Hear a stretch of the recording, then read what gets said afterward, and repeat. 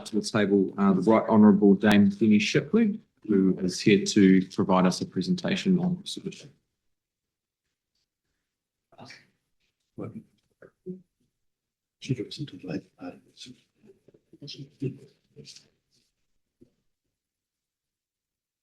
Dame Jenny, good morning. Thank you for being with us before the committee. You're possibly quite familiar with how these processes run, but we'll have you for 10 minutes this morning and I'll hand straight over to you to begin your presentation. Thank you, Mr. Chairman, Morena, and greetings to the committee. When I left Parliament 23 years ago, I couldn't conceive of the fact that I would then be in front of you as I am today. I'm here because I view this bill as unconscionable in terms of its proposal to rethink the way in which we engage as treaty partners without reference to the treaty partner in drafting this bill. And I use the word unconscionable because it's also a word that I used when I delivered the apology. And in saying so, I, addressed the fact that over 7 generations, the action of the Crown in not honouring what we had committed to was an unconscionable action. And I view the fact that we have this bill in front of us where we are proposing a different future in the way in which we treat this delicate, precious, creative, visionary relationship in a way that we think we can exclude the original partner and voice. By the way, for a party of 9% to be so audacious as to do this, I have to frankly admire the audacity, but condemn the notion that that is reasonable. And I also, in saying so, would say to the supporters of a party like this, they would never tolerate a third party coming in on a contract that they had signed and then deferred it or referenced it to another party with no interest and saying, well, now you can vote on it regardless of what we agreed. So I view the treaty as a notional contract, and yet it is a spiritual and committed undertaking. It is like any relationship. Often the two parties come together with a different lens, but they commit themselves to try and shape a different future where both can benefit and prosper. And so in coming back to this bill, I ask you to reject it at the earliest possible convenience, because I can't overstate the damage that I believe it is doing. And frankly, I find it heartbreaking that I've lived through a generation where there were giants in Maoridom who as leaders stepped forward and created a vision that we now sit and inherit today, and also political leaders. I think of Matt Rata and Jim Bolger and Sir Douglas Graham and Doug Kidd, and of course more recently Chris Finlayson, who worked with some of the giants who go way back, even Ven Young, who had the courage to say, in the context of the treaty, the loss of the language is indefensible, and worked with other Maori leaders to bring recovery. And our generation is now inheriting this success. And that's why I take deep offence that where we are starting to try over the last 50 years to rebuild some credibility around this relationship, that we would allow ourselves to be diverted.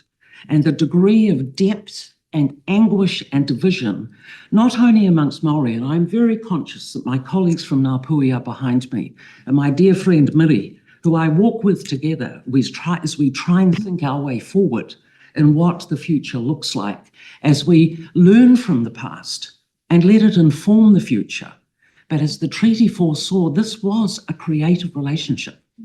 For those who doubt what was intended, I note our colleagues from Ngāpuhi have talked about the call. The call went right back to 1831, where there was a need for protection and a degree of order, but still a desire to cherish the cultural difference that made us unique, but find a way to blend it together.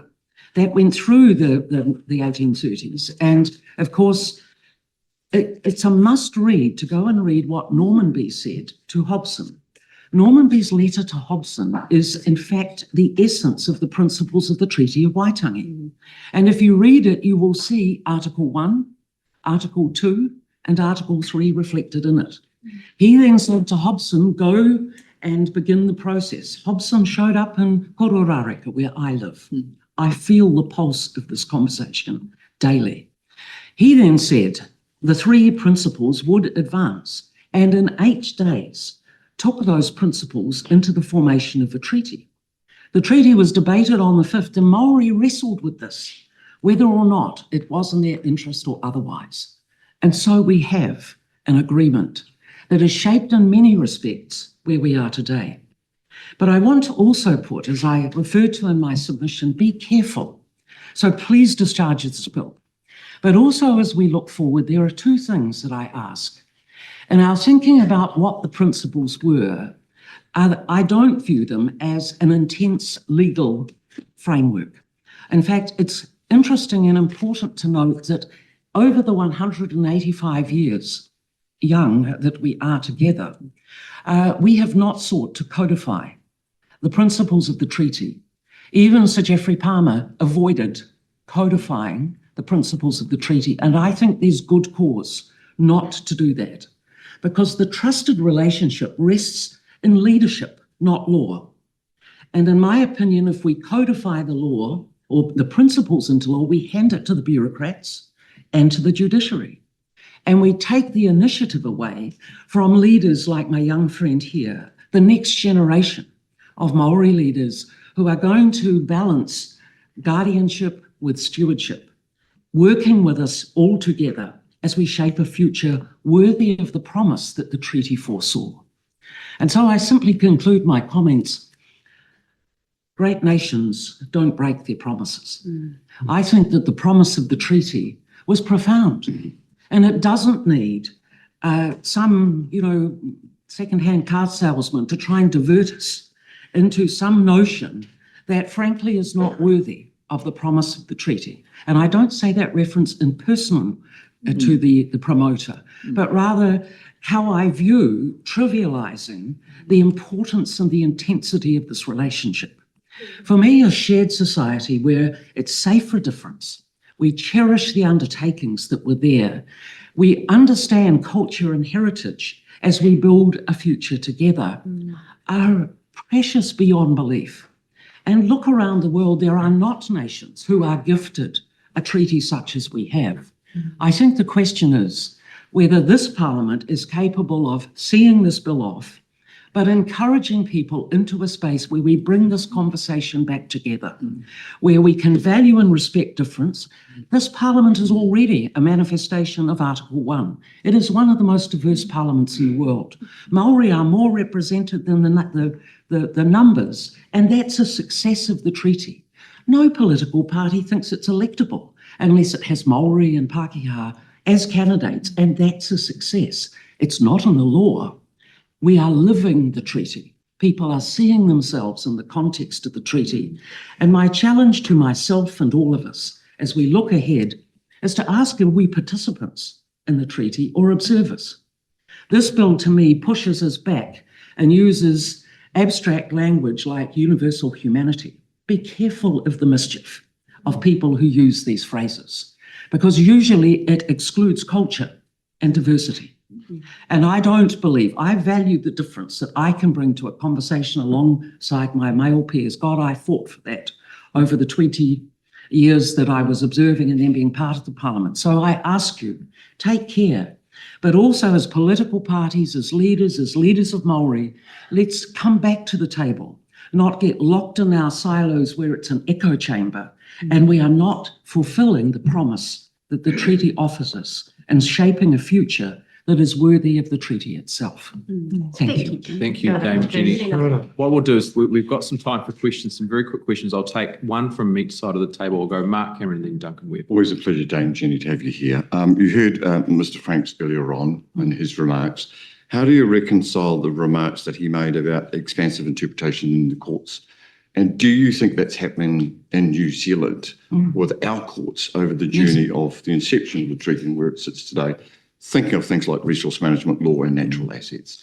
Look, I do think we've got a big challenge, and there is, in the last 15 years particularly, there's been a rush to put principles of the treaty in specific legislation. And I would say to this committee and to the public, don't be afraid of our asking the question, should we review where this has taken us to? I mean, I watch my Maori colleagues up north, they are exhausted in being dragged to the table to discuss things that are often not of any interest to them. But parties who are obliged by the law to consult are spending time and money that would be better put elsewhere, and then the courts are leading in with their own interpretation. The Parliament and leadership is sovereign here in shaping the future. So use the principles in law lightly. And I, for one, think that we should have an open discussion around whether they've served us well. I don't support the codifying.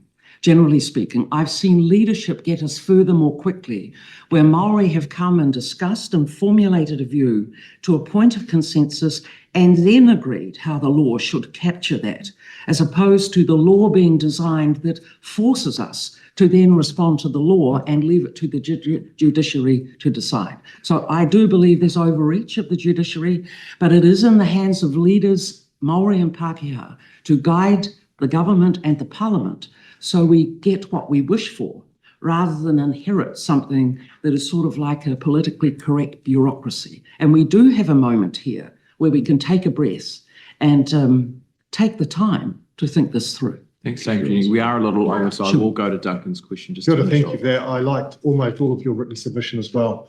I'm really interested in your experience as Prime Minister and as really central to some treaty settlements.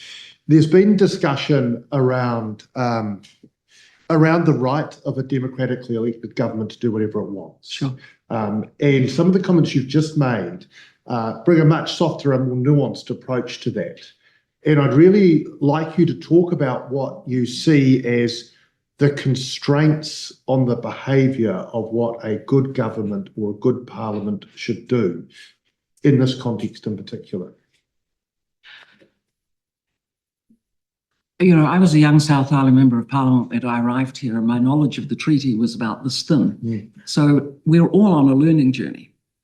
And I come to your point that when we sat round the cabinet table and grappled with the Ngāi Tahu agreement, we could not have got there without, by the way, the outstanding work of the tribunal, that through its research and working with Maori were able to quantify the degree of loss and offence and impact on mana and property and every culture and language and every other aspect that could inform us to then make a decision. So there are pillar points, but when I delivered that apology and was aware that over 7 generations, the Crown that had said they would do certain things and then didn't, the depth of damage that does. So bringing it forward to your question,